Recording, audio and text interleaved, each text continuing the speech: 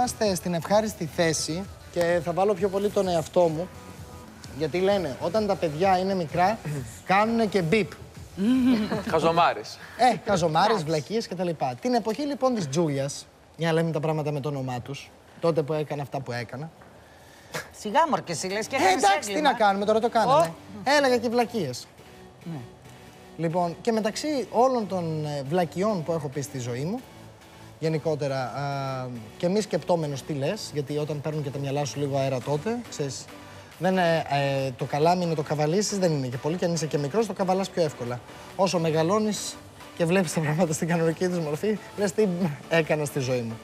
Λοιπόν, μεταξύ των άλλων, είχα πει για μια γυναίκα που είχε μια τηλεοπτική κόντρα δημιουργηθεί από τα κανάλια φυσικά, από αντίστοιχες εκπομπές που υπήρχαν τότε.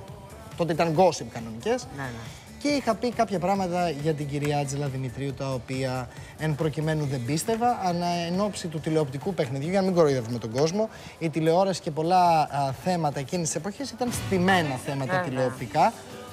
Είχα πει κάποια πράγματα για την Άτζελα Δημητρίου, τα οποία φυσικά και δεν τα πίστευα, φυσικά και τα έπραξα για λόγους τηλεοπτικούς του παιχνιδιού, και γιατί έτσι ήταν τότε τα κανάλια, για να κάνουμε θέματα και να δημιουργούμε.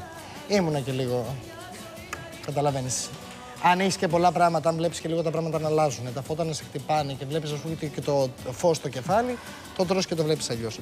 Λοιπόν, μεγαλώνοντας και οριμάζοντας, εγώ με τα νέα ξεκινήματα, όφιλα, έχοντας ένα δημόσιο βήμα, παρότι με την Άτζελα και ορθώς είχε πράξει, γιατί ήταν ενοχλημένη με το δίκιο της, σε μηνύσεις και αγωγές, χωρίς να υπάρχει καμία διαπραγμάτευση εξ αρχής.